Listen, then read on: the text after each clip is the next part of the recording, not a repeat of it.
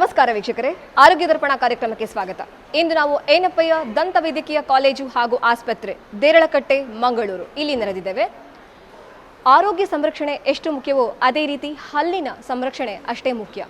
ಇಂದು ನಾವು ಮಕ್ಕಳ ದಂತ ಚಿಕಿತ್ಸೆಯ ವಿಧಾನಗಳ ಬಗ್ಗೆ ನುರಿತ ವೈದ್ಯರಿಂದ ತಿಳಿದುಕೊಳ್ಳೋಣ ಬನ್ನಿ.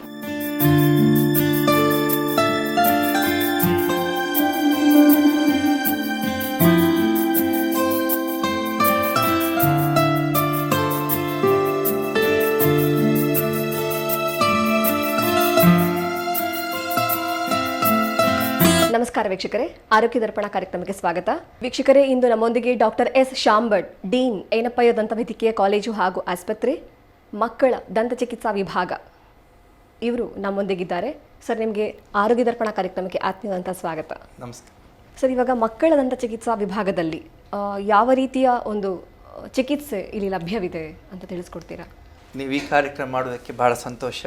ಆರೋಗ್ಯ ದರ್ಪಣ ಕಾರ್ಯಕ್ರಮದಿಂದ ಜನರಿಗೆ ಮುಟ್ಟುವಂಥ ಈ ಕಾರ್ಯಕ್ರಮ ಎಲ್ಲರಿಗೂ ತಲುಪಲಿ ಅಂತ ನನ್ನ ಉದ್ದೇಶ. ಇದು ಸಂಸ್ಥೆ ಏನಪ್ಪಯ್ಯ ವೈದ್ಯಕೀಯ ಕಾಲೇಜು ದೇರಳಕಟ್ಟೆ ಇರುವಂತಹದ್ದು.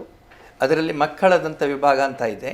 ಅದು ಮಕ್ಕಳಿಗೆ ಹುಟ್ಟಿದಾಗಿನಿಂದ 14 ವರ್ಷದವರೆಗೆ ಎಲ್ಲ ಥರದ ಟ್ರೀಟ್ಮೆಂಟನ್ನು ಮಾಡ್ತೇವೆ. ಇಲ್ಲಿ ಚಿಕಿತ್ಸೆ ಕೊಡ್ತೇವೆ. ಅದು ಫಸ್ಟ್ ಬಂದು ಡಿಪಾರ್ಟ್ಮೆಂಟಲ್ಲಿ ಓರಲ್ ಮೆಡಿಸಿನ್ ಚೆಕ್ ಮಾಡ್ತಾರೆ. ಅದಾದ ನಂತರ ಡಿಪಾರ್ಟ್ಮೆಂಟ್ ಅವ್ರು ಕಳಿಸಿಕೊಡ್ತಾರೆ. ಅಲ್ಲಿ ಅದನ್ನು ಚೆಕ್ ಮಾಡಿ ಅವರಿಗೆ ಬೇಕಾದಂಥ ಸೌಲಭ್ಯದಿಂದ ಟ್ರೀಟ್ಮೆಂಟನ್ನು ಕೊಡ್ತೇವೆ. ಸರ್, ಮಕ್ಕಳಲ್ಲಿ ಕಾಣುವಂತಹ ಬಾಯಿಯ ತೊಂದರೆಗಳು ಅಂದರೆ ಹೆಚ್ಚಾಗಿ ಹಲ್ಲಿನ ಪ್ರಾಬ್ಲಮ್ಸ್ಗಳು ಜಾಸ್ತಿ ಕಾಣ್ತವೆ ಮಕ್ಕಳಲ್ಲಿ. ಸೊ ಇದರ ಬಗ್ಗೆ ಹೇಗೆ ಚಿಕಿತ್ಸೆ ಕೊಡ್ಬೋದು, ಅದನ್ನು ತಡೆಗಟ್ಟುವ ರೀತಿ ಹೇಗೆ? ಪವನ್ ಮೇಡಮ್, ನೀವು ತುಂಬ ಒಳ್ಳೆಯ ಕ್ವಶನ್ ಕೇಳಿದಿರಿ. ಈ ಕ್ವಶನಲ್ಲಿ ಹೇಳಬೇಕಾದ ಮಕ್ಕಳಲ್ಲಿ ತೊಂದರೆ ಅಂದರೆ, ಒಂದು ಮಕ್ಕಳು ಹುಟ್ಟಿದಾಗಿನಿಂದ ಹಿಡುವಂಥ ತೊಂದರೆಗಳು. ಹುಟ್ಟುವಾಗ ಕೆಲವು ಸತಿ ಹಲ್ಲಿರುವುದಿಲ್ಲ, ಅಥವಾ ಡಿಲೇ ಆಗಿ ಹುಟ್ಟುತ್ತದೆ, ತಡವಾಗಿ ಹುಟ್ಟುತ್ತದೆ ಅಂಥ ತೊಂದರೆಗಳು. ಮತ್ತು ಹುಟ್ಟಿದ ನಂತರ ಅದು ಹುಟ್ಟಿದಾಗಿನ ನಂತರ ಹೇಗೆ ಮುಂದುವರೆಸಿ ಅದರಲ್ಲಿ ಆಗುವಂಥ ಹುಳುಕು, ಅಥವಾ ಅದರಲ್ಲಿ ಆಗುವಂಥ ಈ ಏಟು ಬಿದ್ದ ತೊಂದರೆಗಳು, ಅಥವಾ ಕೆಲವರಿಗೆ ಇರ್ತದೆ ಅಭ್ಯಾಸ ಇರ್ತದೆ ಬಾಯಿಗೆ ಬೆರಳು ಹಾಕುವಂಥದ್ದು, ಅಥವಾ ಹಲ್ಲು ಹಿಂದೆ ಮುಂದೆ ಇರ್ತದೆ, ಅಥವಾ ಮಕ್ಕಳು ಬಿದ್ದು ಹಲ್ಲು ತುಂಡಾಗಿರ್ತದೆ. ಇಂಥ ಎಲ್ಲ ಚಿಕಿತ್ಸೆಯನ್ನು ನಮ್ಮ ಡಿಪಾರ್ಟ್ಮೆಂಟ್ ನಮ್ಮ ವಿಭಾಗದಲ್ಲಿ ಮಾಡಲಿಕ್ಕೆ ಆಗ್ತದೆ. ಎಲ್ಲದಕ್ಕೂ ಸೌಲಭ್ಯ ಅವೈಲಬಿಲಿಟಿ ನಮ್ಮ ಹಾಸ್ಪಿಟ್ಲಲ್ಲಿದೆ. ಓಕೆ, ಈಗ ಒಬ್ಬರಿಗೆ ಹೆಚ್ಚಾಗಿ ಏನಂತ ಹೇಳಿದರೆ 32 ಹಲ್ಲು ಅಂತ ಹೇಳುವಂಥದ್ದು. ಆದರೆ ಕೆಲವೊಮ್ಮೆ ಏನಂದರೆ ಹುಟ್ಟಿನಿಂದವೇ 32 ಹಲ್ಲು ಹುಟ್ಟಿರುವುದಿಲ್ಲ, 26 ಹಲ್ಲು ಹಾಗೆಲ್ಲ ಇರ್ತದೆ. ಸೊ ಅದರ ಬಗ್ಗೆ ಅಂದರೆ ಅದು ಯಾಕೆ ಹಾಗೆ, ಮತ್ತು ಅದನ್ನು ಹೇಗೆ ಓವರ್ಕಮ್ ಆಗ್ಬೋದು? ಸರಿಯಾದ ಕ್ವಶನ್. ಎರಡನೇ ಕ್ವಶನ್ ಬಹಳ ಮುಖ್ಯವಾದ ಕ್ವಶನ್. ಹಲ್ಲಿನಲ್ಲಿ 2 ಥರ, ಒಂದು ಹಾಲು ಹಲ್ಲು, ಮತ್ತೊಂದು ಶಾಶ್ವತ ಹಲ್ಲು. ಈ ಹಾಲು ಹಲ್ಲು ಇರೋದು 20. ಹಲ್ಲಿಗೆ ಫಸ್ಟ್ ಮೂಡೋದು, ಬಾಯಲ್ಲಿ ಬರುವುದು ಅಂದರೆ ಮೊಳಕೆ ಬರುವಂಥದ್ದು, ಹಲ್ಲಿನ ಕಾಣಿಕೊಳ್ಳೋದು 6 ತಿಂಗಳಿಗೆ. ಈ 6 ತಿಂಗಳಿಗೆ ಬಂದ ಹಲ್ಲು ಸರಿಯಾಗಿ ಮುಂದುವರೆದರೆ ಅದು ಇರುವಂತಹದ್ದು ಮಗು ಹುಟ್ಟಿ 6 ತಿಂಗಳಿಗೆ ಕಂಡ ಹಲ್ಲು ಫಸ್ಟ್ ಇಯರ್ 6 ವರ್ಷ ತನಕ ಇರ್ತದೆ. ಮತ್ತು ಅದೇ ಹಾಗೆ ಒಂದೊಂದೇ ಹಲ್ಲು ಬೆಳೆದು ಸಾಧಾರಣ ಎಲ್ಲ ಮಕ್ಕಳ ಹಲ್ಲು ಬರೋದು 2.5 ವರ್ಷ ಆಗುವಾಗ ಅಥವಾ 3 ವರ್ಷ ಆಗುವಾಗ ಎಲ್ಲ ಮಕ್ಕಳ ಹಲ್ಲು ಕಾಣ್ತದೆ. ಇದರ ನಂತರ ಬರುವಂಥ ಶಾಶ್ವತ ಹಲ್ಲು ಫಸ್ಟ್ ಮೂಡೋದು 6 ವರ್ಷಕ್ಕೆ. 6 ವರ್ಷಕ್ಕೆ ಬಂದ ಹಲ್ಲು ಹೋಗ್ಲಿಕ್ಕಿಲ್ಲ, ಅದು ಹೋಗಬಾರ್ದು.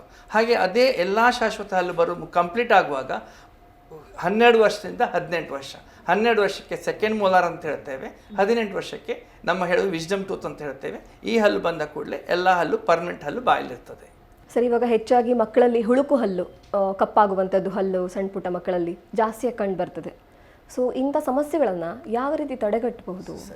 ಇದು ಮಕ್ಕಳಲ್ಲಿ ಹಲ್ಲು ಕಪ್ಪಾಗ್ತದೆ. ಅದು ಈ 6 ತಿಂಗಳಿಂದ ಹುಟ್ಟಿದ ಹಲ್ಲು. ಈಗ ತಾಯಂದ್ರೆ ಏನು ಮಾಡ್ತಾರೆ ಅಂತಂದರೆ ಮಲಗಿಸಿ ಹಾಲು ಕೊಡ್ತಾರೆ.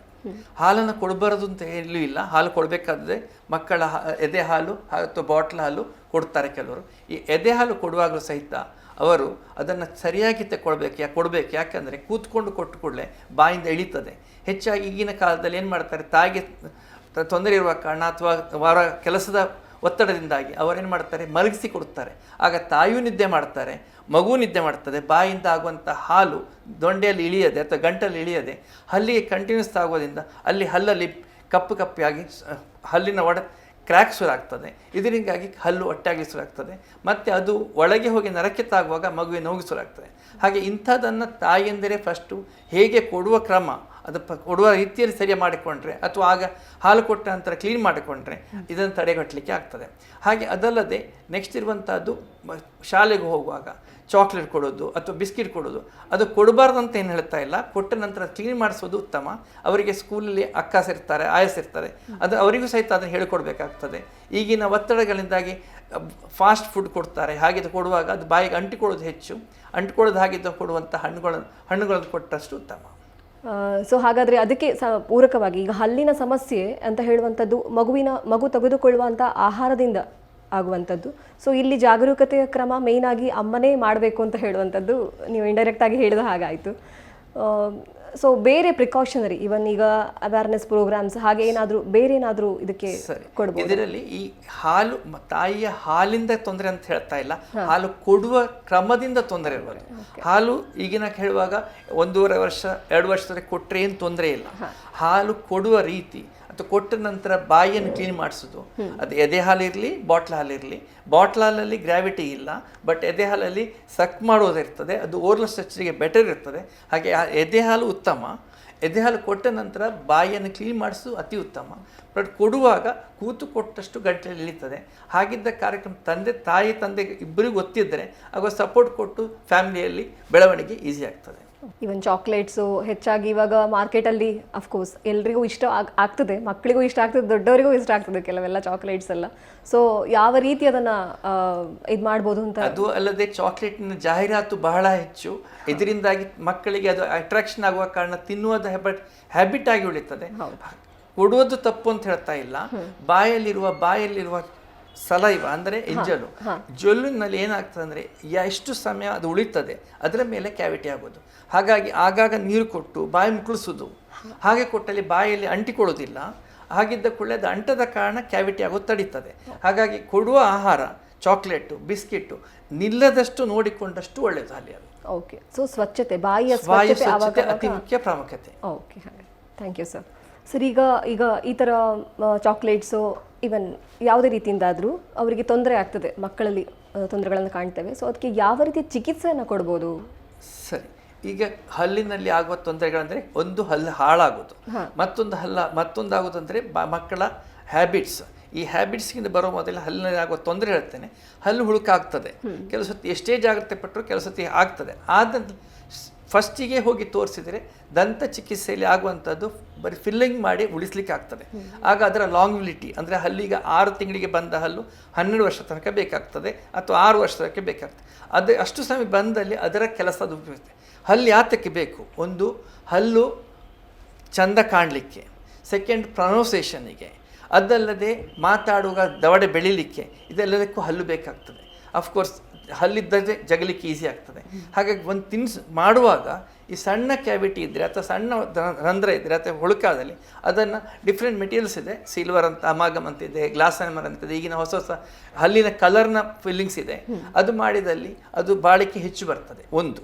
ಇನ್ನು ನೆಕ್ಸ್ಟ್ ಇರೋದಂದರೆ ಹುಳುಕಾದ್ದು ಹೆಚ್ಚಾಗುವಾಗ ಒಳಗೆ ಹೋಗುವಾಗ ಒಳಗೆ ಪಲ್ಪ್ ಅಂತ ಇರ್ತದೆ, ರಕ್ತನಾಳ ಇದೆ, ಅದಕ್ಕೆ ಟಚ್ ಆಗುವಾಗ ಮಕ್ಕಳಲ್ಲಿ ನೋವು ಇರ್ತದೆ. ನೋವಾದ ಕೂಡಲೇ ಮಕ್ಕಳಿಗೆ ಸಹಿಸ್ಲಿಕ್ಕೆ ಆಗೋದಿಲ್ಲ. ಆಗ ಅವರ ತಂದೆ ತಾಯಿ ಹೇಳಿರ್ತಾರೆ ನನಗೆ ತಿನ್ನಲಿಕ್ಕೆ ಆಗೋದಿಲ್ಲ. ಕೆಲವು ಮಕ್ಕಳು ಒಂದು ಕಡೆ ತಿಂದು ಒಂದು ಕಡೆ ತಿನ್ನುವುದಿಲ್ಲ, ಒಂದು ಅಭ್ಯಾಸ ಬಿಡುತ್ತದೆ ಒಂದೇ ಕಡೆ ತಿನ್ನುವಂಥದ್ದು. ಯಾವ ಕಡೆ ನೋವುಂಟು ಆ ಕಡೆಗೆ ತಿನ್ನುವುದಿಲ್ಲ, ಅವಾಯ್ಡ್ ಮಾಡ್ತಾ ಇರ್ತಾರೆ, ಹೆದರಿಕೊಂಡು ಅವಾಯ್ಡ್ ಮಾಡ್ತಾ ಇರ್ತಾರೆ. ಅಂಥವರಿಗೆ ಸಪೋರ್ಟ್ ಆಗಿ ಫಸ್ಟಿಗೆ ಚೆಕಪ್ ಮಾಡಿಸ್ಕೊಂಡ್ರೆ ಅಂಥ ಹಲ್ಲನ್ನು ಉಳಿಸ್ಲಿಕ್ಕೆ ಆಗ್ತದೆ. ಈ ಕ್ಯಾವಿಟಿ ಇರುವಂಥದ್ದು ರಕ್ತನಾಳಕ್ಕೆ ಹೋಗುವಾಗ ನೋವು ಬಂದ ಹಲ್ಲಿಗೆ ಚಿಕಿತ್ಸೆ ಮಾಡುವಂಥದ್ದು ಕ್ರಮ ಇದೆ. ಸಣ್ಣ ಕ್ಯಾವಿಟಿ ಸಪೋಸ್ ಇದ್ದಲ್ಲಿ ಟಚ್ ಮಾಡಿದೆ ಅದಕ್ಕೆ ಪಲ್ಪಾಟಮಿ ಅಂತ ಹೇಳ್ತೇವೆ, ಅದಕ್ಕೆ ಟ್ರೀಟ್ಮೆಂಟ್ ಮಾಡಿ ಹಲ್ಲು ಉಳಿಸ್ಲಿಕ್ಕೆ ಆಗ್ತದೆ. ಇನ್ನೂ ಹೆಚ್ಚಾದಲ್ಲಿ ಇನ್ಫೆಕ್ಷನ್ ಆದಲ್ಲಿ ಪಲ್ಪೆಕ್ಟಮಿ ಅಂತ ಹೇಳ್ತಾರೆ, ಕೆಲವರು ಕಾಮನ್ ಆಗಿ ಹೇಳೋದನ್ನು ರೂಟ್ ಕ್ಯಾನಲ್ ಅಂತ ಹೇಳ್ತಾರೆ, ಅಂಥದ್ದು ಮಾಡಿ ಉಳಿಸ್ಲಿಕ್ಕೆ ಆಗ್ತದೆ, ಬಾಳಿಕೆಯು ಬರ್ತದೆ. ಆದರೆ ಇವಾಗ ರೂಟ್ ಕೆನಲ್ ಸಣ್ಣ ಮಕ್ಕಳಿಗೆ ಮಾಡಿದರೆ ಅಂದರೆ ಅದರ ಪರಿಣಾಮ ಹೇಗೆ ಸರ್? ಈ ರೂಟ್ ಕ್ಯಾನಲ್ ಅಂತ ಕೂಡಲೇ ಈ ಕಾಮನ್ ಆಗಿ ಏನಾಗಿದೆ ಅಂತಂದರೆ ರೂಟ್ ಕ್ಯಾನಲ್ ಹೇಳಿದ ಕೂಡಲೇ ಹೆಚ್ಚಿನ ತಂದೆ ತಾಯಿಗಳಿಗೆ ಹೆದರಿಕೆ ಇದೆ. ಯಾಕೆ ಸಣ್ಣ ಮಕ್ಕಳಲ್ಲಿ ರೂಟ್ ಕ್ಯಾನಲ್ ಮಾಡೋದು ಅಂತ. ರೂಟ್ ಕ್ಯಾನಲ್ ಅಂತ ಹೇಳಿದ ಕೂಡಲೇ ಈ ಹಲ್ಲು 2.5 ವರ್ಷಕ್ಕೆ ಬಂದ ಹಲ್ಲು 12 ವರ್ಷ ತನಕ ಬೇಕು. ಈ 12 ವರ್ಷ ಬಾಳಿಕೆ ಬರಬೇಕಾದ್ರೆ ಮೊದಲೇ ಇನ್ಫೆಕ್ಷನ್ ಆದರೆ ಮೊದಲೇ ತೆಗೆದಲ್ಲಿ ಆ ಜಾಗ ಇನ್ನೊಂದು ಹಲ್ಲು ಅಡ್ಡ ಬಂದು ಬ್ಲಾಕ್ ಆಗ್ತದೆ, ಆಗ ಬರುವ ಹಲ್ಲಿಗೆ ಜಾಗ ಇರೋದಿಲ್ಲ. ಹಾಗೆ ಈ ಹಲ್ಲು ಉಳಿಸಿದಲ್ಲಿ ಬರುವ ಹಲ್ಲು ಬರಲಿಕ್ಕೆ ದಾರಿ ಮಾಡಕ್ಕೆ ನಾವು ಬಸ್ಸಲ್ಲಿ ಸೀಟ್ ರಿಸರ್ವ್ ಮಾಡ್ತೇವಲ್ಲ, ಹಾಗೆ ಅದೇ ಜಾಗದಲ್ಲಿ ಅದೇ ಹಲ್ಲು ಬಂದಲ್ಲಿ ಉತ್ತಮ. ಈ ಹಲ್ಲು ಹೇಗೆ ಮಾಡೋದು? ಪಲ್ಪೆಕ್ಟಮಿ ಅಂತಂದರೆ ರೂಟ್ ಕ್ಯಾನಲ್ ಅಂತ ಹೇಳ್ತೇವೆ. ಆಗ ಮಾಡುವಾಗ ಅದರ ಒಳಗಿನ ರಂಧ್ರ ಕ್ಲೀನ್ ಮಾಡಿ, ಒಳಗಿನ ರೂಟಿನ ಪೋರ್ಷನ್ನ ಕ್ಲೀನ್ ಮಾಡಿ, ಅದರ ತೆಗೆದು ಅದರಲ್ಲಿರುವ ಟಿಶ್ಯೂ ತೆಗೆದು ಅದಕ್ಕೆ ಫಿಲ್ಲಪ್ ಮಾಡಲಿಕ್ಕೆ ಉಂಟು. ಆ ಫಿಲ್ಲಪ್ ಮಾಡೋದು ಮೆಟೀರಿಯಲ್ಸು ಹಲ್ಲು ಹೋಗುವಂಥದ್ದು. ಹಾಗೆ ಹಲ್ಲಿಗೆ ಉಳಿಲಿಕ್ಕೆ ತೊಂದರೆ ಆಗೋದಿಲ್ಲ. ಎಷ್ಟು ಸಮಯ ಬೇಕು ಅಷ್ಟು ಸಮಯ ಇದ್ದು ಅದರ ಕೆಲಸ ಮಾಡಿ ಮತ್ತೆ ಅದು ಹೋಗ್ತದೆ. ಹಾಗಾಗಿ ಅದು ಉಳಿಸ್ಬೇಕು ಅಂತ ಹೇಳೋದು. ಸೊ ಅಡ್ಡ ಪರಿಣಾಮ ಅಂತ ಅಡ್ಡ ಪರಿಣಾಮ ಇಲ್ಲ, ಮಾಡಿಸಿದರೆ ಅಡ್ಡ ಪರಿಣಾಮ ಇಲ್ಲ. ಸರ್, ಈಗ ಸಣ್ಣ ಮಕ್ಕಳಿರುವಾಗ ಹೆಚ್ಚಾಗಿ ಮಕ್ಕಳದು ಹಲ್ಲು ಬಿದ್ದು ಅರ್ಧ ಕಟ್ಟಾಗ್ತದೆ, ಕೆಲವೊಮ್ಮೆ ಮುಕ್ಕಲ್ವಶಿ ಕಟ್ಟಾಗೋದು, ಕಾಲ್ವಶಿ. ಸೊ ಅದಕ್ಕೆ ಯಾವ ರೀತಿಯ ಚಿಕಿತ್ಸೆ ಇದೆ? ಸರಿ, ಇದು ಮುಖ್ಯವಾಗಿ ಶಾಲೆ ಮಕ್ಕಳು ನಡಿಲಿಕ್ಕೆ ಶುರು ಮಾಡ್ತಾರೆ, ಸಣ್ಣ ಮಕ್ಕಳು. ಆಗ ಹಾಲಲ್ಲೂ ಸಹಿತ ಬಿದ್ದು ತುಂಡಾಗ್ತದೆ ಕೆಲವು ಸರ್ತಿ, ಅಥವಾ ಹಲ್ಲು ಒಳಗೆ ಹೋಗಿರ್ತದೆ. ಅಂಥದ್ದನ್ನು ಡಾಕ್ಟ್ರಿಗೆ ತೋರಿಸ್ಬೇಕು, ಅತಿ ಉತ್ತಮ. ಇಮಿಡಿಯೇಟ್ ಕನ್ಸಲ್ಟೇಷನ್ ಬೇಕು ಅಂಥ ಹಲ್ಲಿಗೆ. ಯಾತಕ್ಕೆಂದರೆ ಈ ಹಲ್ಲು ಒಳಗೆ ಹೋದರೆ ಅದು ನೆಕ್ಸ್ಟ್ ಬರುವ ಹಲ್ಲಿಗೆ ತೊಂದರೆ ಕೊಡ್ತದೆ, ಅಥವಾ ಆ ಹಲ್ಲು ತುಂಡಾದಲ್ಲಿ ಅದನ್ನು ಸಹಿತ ಸರಿ ಮಾಡಿಸೋದು ಉತ್ತಮ. ಅಂದರೆ ಬರುವ ಹಲ್ಲಿಗುದೇ ಅದು ಸಪೋರ್ಟ್ ಬೇಕಾಗ್ತದೆ. ಇಂಥದಕ್ಕೆ ಮಾಡಲಿಕ್ಕೆ ಹಾಲಲ್ಲಿಗೂ ಸಹಿತ, ಪರ್ಮನೆಂಟ್ ಹಲ್ಲಿಗೂ ಸಹಿತ ಅಥವಾ ಶಾಶ್ವತ ಹಲ್ಲಿಗೂ ರೂಟ್ ಕ್ಯಾನಲ್ ಮಾಡಿ ಉಳಿಸ್ಕೊಳ್ಬೇಕಾಗ್ತದೆ, ಇರಬೇಕು. ಎಲ್ಲ ಹಲ್ಲಿಗೆ ರೂಟ್ ಕ್ಯಾನಲ್ ಮಾಡಬೇಕಂತ ಇಲ್ಲ. ಫಸ್ಟಿಗೆ ಸ್ಟಾರ್ಟಿಗೆ ನೋಡಿ ಅದನ್ನು ಕೆಲಸತ್ತಿ ಹಲ್ಲು ಅಲಗಾಡಿರ್ತದೆ. ಈ ಶಾಶ್ವತ ಹಲ್ಲಿ ಅಲಗಾಡಿದ್ದರೆ ಇಮಿಡಿಯೇಟ್ ಟ್ರೀಟ್ಮೆಂಟ್ ಮಾಡಿಕೊಂಡ್ರೆ ಅದನ್ನು ಉಳಿಸ್ಲಿಕ್ಕೆ ಈಸಿ ಆಗ್ತದೆ. ಹಿಂದೆ ಹಲ್ಲು ಮುಂದೆ ಹೋಗಿರ್ತದೆ, ಅದನ್ನು ವಯರ್ ಹಾಕಿ ಫಿಕ್ಸ್ ಮಾಡ್ತಾರೆ. 2 ವಾರ ಇಟ್ಟು ಕೂಡಲೇ ಆ ಹಲ್ಲು ಅಲ್ಲಗೆ ಉಳಿದುಕೊಳ್ತದೆ. ಕೆಲಸತ್ತಿ ಹಲ್ಲು ಹೊರಗೆ ಬಂದಿರ್ತದೆ, ಅಂಥ ಹಲ್ಲನ್ನು ಸಹಿತ ಹಲ್ಲಿಗೆ ಹಾಕಿ ದವಡೆ ಒಳಗೆ ಇಟ್ಟು ವಯರ್ ಹಾಕಿ ಅದನ್ನು ಉಳಿ ಹಾಗೆ ಮಾಡಲಿಕ್ಕೆ ಆಗ್ತದೆ. ಈಗ ಅಂಥ ಎಲ್ಲ ಸೌಲಭ್ಯವು ಈ ಹಾಸ್ಪಿಟ್ಲ್ ಸಿಗ್ತದೆ, ಮಾಡಲಿಕ್ಕೂ ಆಗ್ತದೆ, ಹಲ್ಲು ಚೆಂದವಾಗಿ ಉಳಿತದೆ. ಇನ್ನು ಯಾತಕ್ಕೆ ಮಾಡಬೇಕು?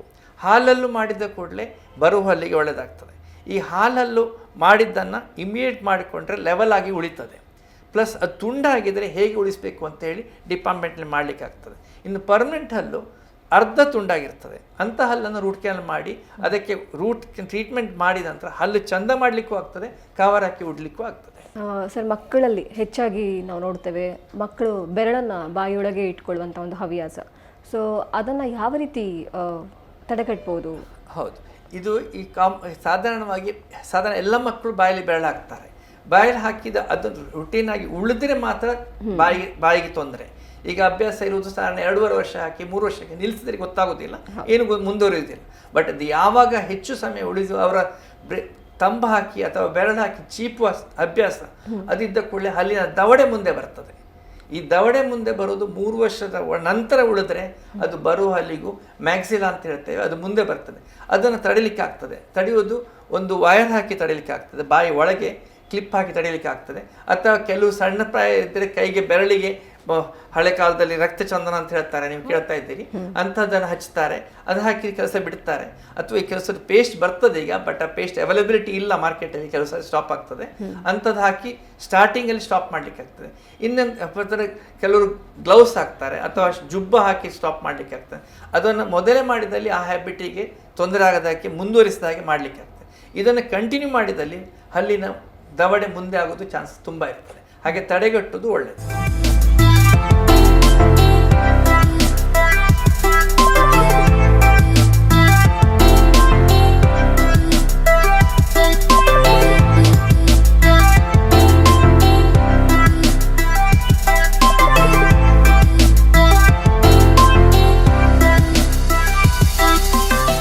ಸರ್, ಇವಾಗ ಏನಪ್ಪಯ್ಯ ದಂತ ವೈದ್ಯಕೀಯ ಕಾಲೇಜು ಹಾಗೂ ಆಸ್ಪತ್ರೆ ದೇರಳಕಟ್ಟೆ, ಇಲ್ಲಿನ ದಂತ ಚಿಕಿತ್ಸಾ ವೈಖರಿಯ ಬಗ್ಗೆ ಸ್ವಲ್ಪ ತಿಳಿಸ್ಕೊಡ್ಬೋದಾ? ಇದು ನಮ್ಮ ಡಿಪಾರ್ಟ್ಮೆಂಟ್ ಇರೋದು 2ನೇ ಫ್ಲೋರಲ್ಲಿ, ಡೆಂಟಲ್ ಕಾಲೇಜ್ 2ನೇ ಫ್ಲೋರಲ್ಲಿ ಇದೆ. ಇಲ್ಲಿ ಮಕ್ಕಳಿಗಾಗುವಂಥ ಎಲ್ಲ ಸೌಲಭ್ಯ ಇದೆ, ಅದರಲ್ಲಿ ನಮಗೆ ಸಿಗುತ್ತದೆ. ಈ ಕೆಲವು ಮಕ್ಕಳು ಬಿಡ್ತಾರೆ, ಕೆಲವು ಮಕ್ಕಳು ಬಿಡುವುದಿಲ್ಲ. ಕೆಲವು ಮಕ್ಕಳಿಗೆ ಬಿಡದಲ್ಲಿ ನಮಗೆ ಬಿಹೇವಿಯರ್ ಥೆರಪಿ ಅಂತಿದೆ, ಬಿಹೇವಿಯರ್ ಮ್ಯಾನೇಜ್ಮೆಂಟ್ ಅಂತಿದೆ. ಅದು ಮಾಡಿದ ನಂತರ ಅದರಲ್ಲಿಯೂ ಹಾಗಾದ್ರೆ ನಮ್ಮಲ್ಲಿ ಕಾನ್ಷಿಯಸ್ ಸೆಡೇಷನ್ ಅಂತಿದೆ, ಅಥವಾ ಅದರಲ್ಲಿಯೂ ಹಾಗಾದ್ರೆ ಜನರಲ್ ಹಾಸ್ಪಿಟಲ್ ಬೋಧ ತಪ್ಪಿಸಿ ಮಾಡ್ಲಿಕ್ಕೆ ಆಗ್ತದೆ. ಅಂತ ಎಲ್ಲ ಸೌಲಭ್ಯ ಇದೆ. ಮತ್ತೆ ಅದಲ್ಲದೆ ನಿಮಗೆ ಲೇಸರ್ ಅಂತ ಹೇಳಿದೆ, ಅದು ಹಲ್ಲಿನಲ್ಲಿ ಆಗುವಂಥ ಟ್ರೀಟ್ಮೆಂಟ್ ಬೇಕು, ಸಣ್ಣ ಇದಿರ್ತದೆ, ಮೊಳಕೆ ಆಗಿ ಬಂದಿರ್ತದೆ, ಉಬ್ಬಿರ್ತದೆ, ಮಾಂಸ ಇರ್ತದೆ, ಅಂತ ತೆಗಿಲಿಕ್ಕೆ ಲೇಸರ್ ಅಂತ ಎಕ್ವಿಪ್ಮೆಂಟ್, ಅಂಥ ಸೌಲಭ್ಯ ನಮ್ಮ ಡಿಪಾರ್ಟ್ಮೆಂಟ್ಲಿ ಇದೆ.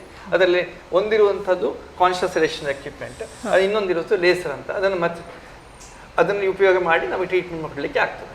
ನಾನಾ ವಿಧವಾದಂತಹ ಸೌಲಭ್ಯಗಳು ಚಿಕಿತ್ಸೆಗೆ ಪೂರಕವಾಗಿ ಇಲ್ಲಿ ಸಾಕಷ್ಟು ಎಲ್ಲ ಅವೈಲಬಿಲಿಟಿ ಇದೆ. ಐತೆ. RV ನಮ್ಮಲ್ಲಿ ಅಂತ ಸೌಲಭ್ಯ ಎಲ್ಲ ಸಿಗ್ತದೆ, ಅದರ ಉಪಯೋಗ ಪಡ್ಕೊಳ್ಳಿಕ್ಕೆ ಹೇಳಿಕೊಡ್ತದೆ. ಕೆಲವು ಮಕ್ಕಳು ಅದಕ್ಕೆ ಟ್ರೀಟ್ಮೆಂಟಿಗೆ ಬಿಡ್ತಾರೆ, ಕೆಲವು ಮಕ್ಕಳು ಬಿಡುವುದಿಲ್ಲ. ಹಾಗಿದ್ದಲ್ಲಿ ಕೆಲವು ಮಕ್ಕಳು ಬಿಡದ ಟ್ರೀಟ್ಮೆಂಟಿಗೆ ನಮ್ಮಲ್ಲಿ ಕಾನ್ಸಂಟ್ರೇಷನ್ ಅಂತೆ ಅದು ಈ ಎಕ್ವಿಪ್ಮೆಂಟಲ್ಲಿ ಇದೆ, ಅದನ್ನು ಯೂಸ್ ಮಾಡಿ ನಾವು ಮಕ್ಕಳಿಗೆ ಟ್ರೀಟ್ಮೆಂಟ್ ಮಾಡಲಿಕ್ಕೆ ಆಗ್ತದೆ. ಇದು ಶಾರ್ಟ್ ಪೀರಿಯಡಲ್ಲಿ ಮಾಡಲಿಕ್ಕೆ ಆಗ್ತದೆ. ಆ ಮಕ್ಕಳು ಇದನ್ನು ತಗೊಂಡ ಕೂಡಲೇ ಅವರಿಗೆ ಪೇಯ್ನ್ ಆದರೂ ಗೊತ್ತಾಗೋದಿಲ್ಲ, ಮಾಡಲಿಕ್ಕೆ ಟ್ರೀಟ್ಮೆಂಟ್ ಮಾಡಲಿಕ್ಕೆ ಸಹಾಯ ಮಾಡಿಕೊಡ್ತಾರೆ. ಅದರ ಕಾನ್ಸಂಟ್ರೇಷನ್ ಯೂನಿಟ್ ಇಲ್ಲಿದೆ, ಅದನ್ನು ಉಪಯೋಗ ಪಟ್ಟುಕೊಳ್ಳಿಕ್ಕೂ ಆಗ್ತದೆ. ಜನರಿಗೆ ಈ ಸೌಲಭ್ಯ ಅವೈಲಬಿಲಿಟಿ ಅಂತ ಹೇಳ್ತಾ ಇದ್ದೇನೆ ನಮ್ಮ ಹಾಸ್ಪಿಟ್ಲಲ್ಲಿ. ನಮ್ಮಲ್ಲಿ ಈ ಲೇಸರ್ ಎಕ್ವಿಪ್ಮೆಂಟ್ ಸಹಿತ ಇದೆ. ಇದರಿಂದ ಟ್ರೀಟ್ಮೆಂಟಿನ ಹಲ್ಲಿಲ್ಲಿ ಆಗುವ ತೊಂದರೆಗಳಿಗೆ ಟ್ರೀಟ್ಮೆಂಟ್ ಕೊಡಲಿಕ್ಕೆ ಆಗ್ತದೆ. ಈಗ ಟಂಗ್ ಟೈ ಅಂತ ಹೇಳ್ತಾರೆ, ಇಲ್ಲದ್ರೆ ನಾಲಿಗೆ ಅಡಿಯಲ್ಲಿ ಬೆಳೆಯುವಂಥ ಟಂಗ್ ಟೈ ಅಥವಾ ಫ್ರೀನಮ್ ಹಾಗಿದ್ದಕ್ಕೆ ಮಾಡಲಿಕ್ಕೆ ಇಂಥ ಎಕ್ವಿಪ್ಮೆಂಟ್ನ ಯೂಸ್ ಮಾಡ್ತೇವೆ. ಇದರಲ್ಲಿ ಪೇಯ್ನೇ ಇಲ್ಲ, ಮಗು ಮಾಡಿದ ನಂತರ ಚಂದವಾಗಿ ಇಮಿಡಿಯೇಟ್ಲಿ ರೆಸ್ಪಾನ್ಸ್ ಕೊಡ್ತಾರೆ, ಮಾತಾಡಲಿಕ್ಕೆ ಆಗ್ತದೆ, ಪ್ಲಸ್ ನಾಲಿಗೆ ಸೂಚನೆ ಹಾಕಬೇಕಾದ ಅಗತ್ಯ ಇಲ್ಲ. ಅಂಥ ಎಕ್ವಿಪ್ಮೆಂಟ್ ನಮ್ಮಲ್ಲಿ ಸೌಲಭ್ಯ, ಅದರ ಉಪಯೋಗ ಪಡ್ಕೊಳ್ಳಿ. ಸರ್, ಈಗಷ್ಟೇ ಲೇಸರ್ ಚಿಕಿತ್ಸೆ, ಅದೇ ರೀತಿ ಕಾನ್ಷಿಯಸ್ನೆಸ್ ರಿಲೇಟೆಡ್ ಮಕ್ಕಳಿಗೆ ಸುಲಭ ರೀತಿಯಲ್ಲಿ ಚಿಕಿತ್ಸೆಯನ್ನು ಕೊಡುವಂಥ ವಿಧಾನಗಳನ್ನು ತಿಳಿಸ್ಕೊಟ್ರಿ. ಬೇರೆ ಯಾವ ರೀತಿಯ ಸೌಲಭ್ಯಗಳು ನಮ್ಮ ಈ ವೈದ್ಯಕೀಯ ಕಾಲೇಜಿನಲ್ಲಿ ಇದೆ ಅಂತ ತಿಳಿಸ್ಕೊಡ್ತೀರಾ? ನಮ್ಮ ವೈದ್ಯಕೀಯ ಕಾಲೇಜಿನಲ್ಲಿ ಮಕ್ಕಳು ಬರುವಾಗ ನಮ್ಮ ಸಬ್ಜೆಕ್ಟ್ ಶುರು ಆಗೋದು 3ನೇ ವರ್ಷಕ್ಕೆ. ಅಲ್ಲಿ ಅವರಿಗೆ ಪ್ರಾಕ್ಟಿಕಲ್ ಅಂತ ಎಕ್ಸಸೈಸ್ ತೋರಿಸ್ತಾರೆ. ಇಂಥ ಪ್ರಾಕ್ಟಿಕಲ್ ಎಕ್ಸಸೈಸ್ ಮಾಡಿ ಅವರಿಗೆ ಟ್ರೈನಿಂಗ್ ಕೊಡ್ತೇವೆ. ಅದಾದ ನಂತರ ಪೋಸ್ಟ್ ಗ್ರಾಜುಯೇಷನ್ ಉಂಟು. ಆ ಪೋಸ್ಟ್ ಗ್ರಾಜುಯೇಷನ್ ಎಗೇನ್ ಅದನ್ನು ಪ್ರಾಕ್ಟಿಕಲ್ ಎಕ್ಸಸೈಸ್ ತೋರಿಸ್ತಾರೆ. ಅದಲ್ಲದೆ ನಮಗೆ ಸ್ಕೂಲ್ ಹೆಲ್ತ್ ಪ್ರೋಗ್ರಾಮ್ ಅಂತ ಇದೆ. ಅದಲ್ಲದೆ ನಮಗೆ ಬೆನ್ಲಾಕಲ್ಲಿ ನಮಗೆ ಸಪ್ರೇಟಾಗಿ ವಿಶೇಷ ಚಿತ್ತ ಮಕ್ಕಳಿಗೆ ಟ್ರೀಟ್ಮೆಂಟ್ ಕೊಡ್ತೇವೆ. ಅದರ ಸೌಲಭ್ಯ ನಮ್ಮ ಸಂಸ್ಥೆಯಲ್ಲಿ ಅವೈಲಬಿಲಿಟಿ ಇದೆ. ಅದನ್ನೆಲ್ಲ ಉಪಯೋಗ ತಗೊಳ್ಳಿ ಅಂತ ಹೇಳಿ ಬಯಸ್ತೇನೆ. ಓಕೆ, ಈಗ ವಿಶೇಷ ಚೇತನ ಮಕ್ಕಳು ಅಂತ ಹೇಳಿದ್ರಿ. ಸೊ ಇವಾಗ ನಾರ್ಮಲ್ ಮಕ್ಕಳಿಗೂ ವಿಶೇಷ ಚೇತನ ಉಳ್ಳಂತಹ ಮಕ್ಕಳಿಗೂ ಸಹ ಬರುವಂತಹ ರೋಗಗಳಲ್ಲಿ ಏನಾದರೂ ಡಿಫರೆನ್ಸಸ್ ಇದೆಯಾ? ಅವರಲ್ಲಿ ರೋಗದಲ್ಲಿ ಡಿಫ್ರೆನ್ಸಸ್ ಇಲ್ಲ, ಬಟ್ ಟ್ರೀಟ್ಮೆಂಟ್ ಮಾಡುವಾಗ ನಾವು ಅದನ್ನು ಕೇರ್ ತಗೊಳ್ಬೇಕಾಗ್ತದೆ. ಕೆಲವು ಮಕ್ಕಳು ಅದಕ್ಕೆ ಸಹಾಯ ಮಾಡೋದಿಲ್ಲ, ಅವರಿಗೆ ಕಮ್ಯುನಿಕೇಷನ್ ಡಿಫಿಕಲ್ಟ್ ಇರ್ತದೆ, ಅವರ ಎಕ್ಸ್ಟ್ರಿಮಿಟೀಸ್ ಡಿಫ್ರೆನ್ಸ್ ಇರ್ತದೆ, ಅಥವಾ ಅವರಿಗೆ ಮಾತುಕತೆ ಕಾಣುವುದಿಲ್ಲ ಅಥವಾ ಕೇಳುವುದಿಲ್ಲ, ಹಾಗಿದ್ದವರು ಇರ್ತಾರೆ. ಹಾಗೆ ಆಟಿಸಮ್ ಅಂತ ಇರ್ತದೆ. ಅಥವಾ ಇಂಥವರಿಗೆ ನಾವು ಟ್ರೀಟ್ಮೆಂಟ್ ಮಾಡುವಾಗ ಡಿಫ್ರೆಂಟ್ ಟ್ರೀಟ್ಮೆಂಟ್ ಪ್ರೋಟೋಕಾಲ್ ವ್ಯತ್ಯಾಸ ಆಗ್ತದೆ. ಅಂತ ಎಲ್ಲ ಸೌಲಭ್ಯ ನಮ್ಮಲ್ಲಿ ಅವೈಲಬಿಲಿಟಿ ಇದೆ. ಸೊ ಬಹಳ ಒಳ್ಳೆ ಕೆಲಸವನ್ನು ಮಾಡ್ತಾ ಇದ್ದೀರಾ. ನಾರ್ಮಲಿ ಮಕ್ಕಳ ಚಿಕಿತ್ಸೆಯನ್ನು ಮಾಡೋದು ನಿಜವಾದ ಕಷ್ಟದ ವಿಷಯ. ಅಂಥದ್ರಲ್ಲಿ ವಿಶೇಷಚೇತನರನ್ನು ಸಹ ಅವರಿಗೆ ಪೂರಕವಾಗಿ ಸೌಲಭ್ಯಗಳನ್ನು ಕೊಟ್ಟು ಮಾಡುವಂಥದ್ದು. ನಮ್ಮಲ್ಲಿ ಕಲಿಯುವಂಥ ಎಲ್ಲ ಮಕ್ಕಳು ಅದರ ಬಗ್ಗೆ ಟ್ರೈನಿಂಗ್ ಉಂಟು. ನಮ್ಮ ಪೋಷಕರು ಅದಕ್ಕೆ ಟ್ರೈನಿಂಗ್ ಕೊಡ್ತಾ ಇದ್ದೇವೆ. ಎಲ್ಲರೂ ಅದನ್ನು ಸದುಪಯೋಗಿಸಿಕೊಳ್ತಾ ಇದ್ದಾರೆ. ಸೊ ಮಕ್ಕಳ ದಂತ ಚಿಕಿತ್ಸಾ ಒಂದು ವಿಧಾನದಲ್ಲಿ ಆಗಿರ್ಬೋದು ಅಥವಾ ಮಕ್ಕಳ ಹಲ್ಲಿನ ಸಂರಕ್ಷಣೆಯಲ್ಲಿ ಅಮ್ಮನ ಪಾತ್ರ ಬಹಳ ಮುಖ್ಯ. ಸೊ ಅಮ್ಮಂದ್ರಿಗೆ ನೀವು ಏನನ್ನು ಹೇಳಲಿಕ್ಕೆ ಇಷ್ಟಪಡ್ತೀರಿ ಸರ್? ನೀವು ಪ್ರಶ್ನೆ ಕೇಳಿದ್ದು ಅಮ್ಮನಿಗೆ ಮಾತ್ರ ಆಗ್ತದೆ, ಬಟ್ ನಾನು ಹೇಳೋದು ಫ್ಯಾಮಿಲಿ ಒಟ್ಟಿಗೆ ಇಬ್ಬರು ಸೇರಿ, ತಂದೆ ತಾಯಿ ಇಬ್ಬರು ಸೇರಿ ಮಕ್ಕಳ ಹಲ್ಲಿನ ಚಿಕಿತ್ಸೆ ಬಗ್ಗೆ ಅಥವಾ ಮಕ್ಕಳ ಹಲ್ಲಿನ ಬಗ್ಗೆ ಆರೈಕೆ ಮಾಡಿದಷ್ಟು ಆ ಟ್ರೀಟ್ಮೆಂಟಿನ ಅದರ ನೆಕ್ಸ್ಟ್ ಎಕ್ಸ್ಟ್ರೀಮಿಗೆ ಹೋಗೋದಿಲ್ಲ. ಹಾಗಾಗಿ ಅಂಥದ್ದು ಮೊದಲೇ ತಗೊಂಡ್ರೆ ಅಥವಾ ಪ್ರಿವೆನ್ಷನ್ ಮಾಡಿದರೆ ಆಗುವಂಥ ಕಾಯಿಲೆ ತಡೆಗಟ್ಟಲಿಕ್ಕೆ ಆಗ್ತದೆ. ಹಾಗೆ ಫಸ್ಟಿಗೆ ಬಂದು ಚೆಕಪ್ ಮಾಡಿಸ್ಕೊಳ್ಳಿ ಒಂದು, ಅಥವಾ ಆಹಾರ ತಿನ್ನುವುದರಲ್ಲಿ ಜಾಗ್ರತೆ ಮಾಡಿಕೊಳ್ಳಿ, ಅಥವಾ ಚಾಕ್ಲೇಟ್ ಕೊಡೋದು ಅಥವಾ ಪ್ರಿವೆನ್ಷನ್ ಮಾಡಲಿಕ್ಕೆ ಇರುವಂಥ ಎಲ್ಲ ಬಾಯಿ ಮುಕ್ಕಳಿಸೋದು, ಹಾಗಿದ್ದನ್ನು ಮಾಡಿಕೊಂಡಲ್ಲಿ ಆರೋಗ್ಯನೂ ಕಾಪಾಡಿಕೊಳ್ಬೋದು. ಅದನ್ನು ಮಾಡಿ. ಧನ್ಯವಾದಗಳು. Thank you sir. ಸೊ ಇಷ್ಟೊತ್ತು ನಮಗೆ ಹಲ್ಲಿನ ದಂತ ಚಿಕಿತ್ಸೆಯ ಬಗ್ಗೆ, ಎಸ್ಪೆಷಲಿ ಮಕ್ಕಳ ದಂತ ಚಿಕಿತ್ಸಾ ವಿಧಾನಗಳ ಬಗ್ಗೆ, ಸೌಲಭ್ಯಗಳ ಕುರಿತು ಅನೇಕ ಮಾಹಿತಿಗಳನ್ನು ನೀಡಿದ್ದೀರಿ. ಸೊ ಆರೋಗ್ಯ ದರ್ಪಣ ಕಾರ್ಯಕ್ರಮದಲ್ಲಿ ಇಂಥ ಉತ್ತಮ ಮಾಹಿತಿಯನ್ನು ನೀಡಿದ್ದಕ್ಕಾಗಿ ಧನ್ಯವಾದಗಳು ಸರ್. ಧನ್ಯವಾದಗಳು. ಸೊ ವೀಕ್ಷಕರೇ, ಇಂದಿನ ಈ ಸಂಚಿಕೆಯಲ್ಲಿ ಮಕ್ಕಳ ದಂತ ಚಿಕಿತ್ಸಾ ವಿಧಾನ ಹಾಗೂ ಏನಪ್ಪಯ್ಯ ದಂತವೈದ್ಯಕೀಯ ಕಾಲೇಜು ಇಲ್ಲಿ ಇರುವಂತಹ ಚಿಕಿತ್ಸಾ ಸೌಲಭ್ಯಗಳ ಬಗ್ಗೆ ತಿಳಿದುಕೊಂಡಾಯಿತು. ಮತ್ತೊಂದು ಸಂಚಿಕೆಯಲ್ಲಿ ಮತ್ತೊಂದು ಮಹತ್ತರ ವಿಷಯದೊಂದಿಗೆ ಮತ್ತೆ ಸಿಗುತ್ತೇನೆ. ನಮಸ್ಕಾರ.